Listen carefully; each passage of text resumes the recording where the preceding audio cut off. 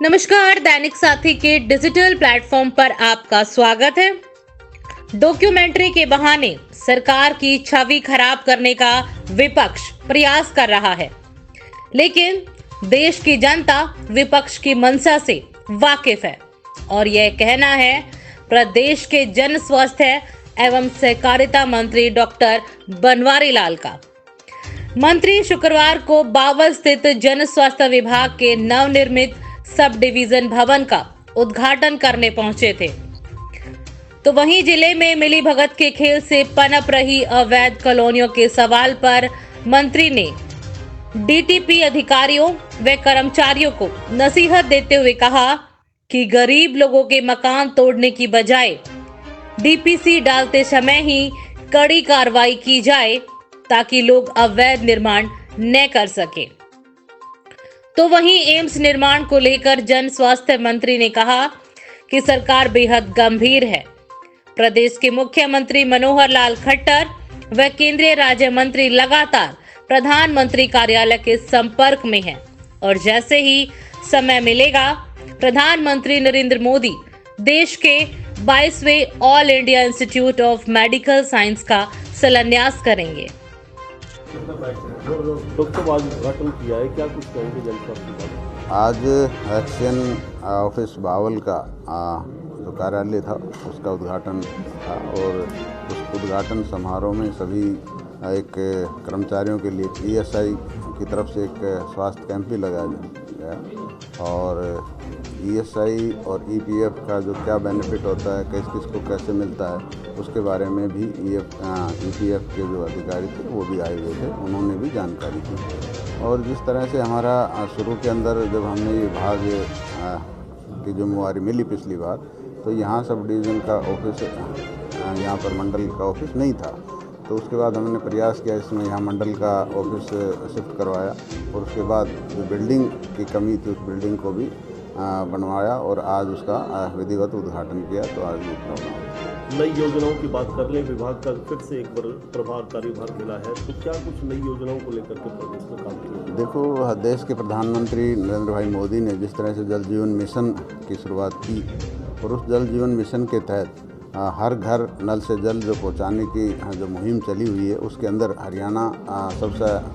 पहला राज्य है जिसने ये सुविधा को लोगों तक पहुंचाया है। और जो भी इसके अलावा कहीं भी किसी ढानी में, किसी गली में सीवरेज की समस्या या पानी के कनेक्शन की समस्या अगर कहीं बच रही है तो उस पर भी कार्रवाई करेंगे। और उसके बाद आबादी बढ़ती है और जो हमारा जो दक्षिणी हरियाणा है वो टेल पर है, वहाँ पानी भी कम आता है, नहर भी कई दिन में आती है, तो उसको देखते हुए हम एडिशनल टैंक की भी व्यवस्था करेंगे। जिन गाँवों में ज़मीन उपलब्ध है उन गाँवों से ज़मीन लेकर के एडिशनल टैंक बनाएंगे ताकि पानी की कोई समस्या ना हो। एक डॉक्टर साहब 10 रुपये बढ़ा दिए गन्ने की कीमत सरकार ने, पिछले साल 12 रुपये बढ़ाई थी, पिछले साल कुछ किसान संतुष्ट थे, लेकिन इस बार किसान कह रहे हैं कि ये ऊँट के मुँह में जीरे के समान है। देखो, ऐसा है, एक कमेटी बनी थी और एक कमेटी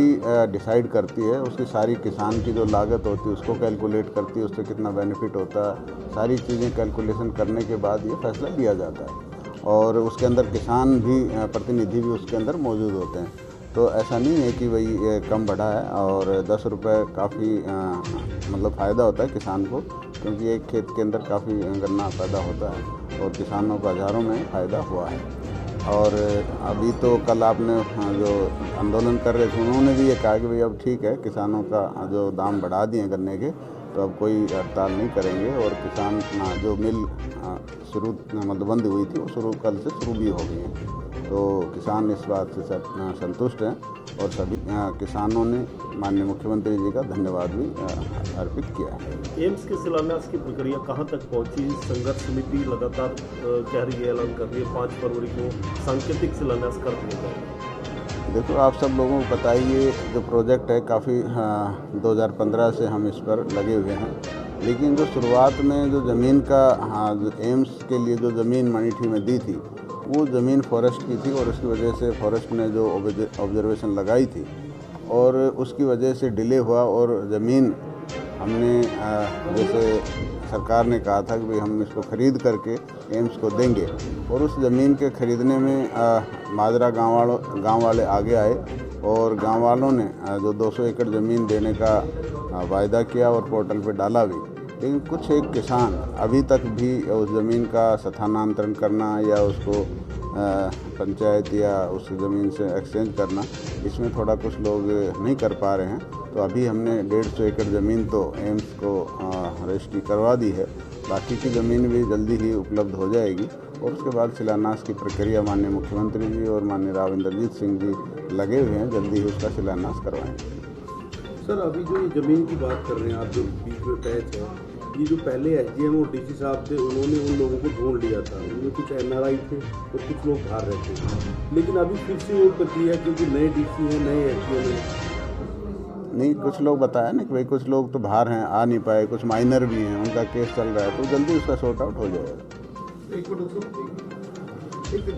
देखो अभी माननीय मुख्यमंत्री जी ने भी कहा है कि भाई 5 फरवरी को इसकी गिरदावरी शुरू की जाएगी और जितना भी नुकसान किसानों को उसकी भरपाई की जाएगी। एक डॉक्यूमेंट्री को बीबीसी की जो डॉक्यूमेंट्री है उसको लेकर लगातार जिस तरीके से विवाद हो रहा है, तो कहीं लगता है कि छवि खराब करने की इसके पीछे कोशिश। देखो विपक्ष का काम यही है कि सरकार की छवि खराब करें, किस तरह से उनके प्रयास रहते हैं, लेकिन सब जनता जानती है भाई कौन क्या है। तो सर अगर बात करें तो लगातार जो अवैध प्लॉटिंग होती है, सरकार के साथ लगातार कॉलोनी को नियमित करने की बात आती है, तो ये लगातार जिस तरीके से अवैध प्लॉटिंग अगर बावल से ले पूरे जिले की बात करें तो लगातार हो रही है, इस पर विभाग कुछ कर नहीं रहा, सरकार इस पर क्या कुछ कार्रवाई करेगी? देखो रजिस्ट्री तो कोई भी करवा सकता है, लेकिन उस पर मकान, हाँ अवैध कॉलोनी की बात कर रहा हूँ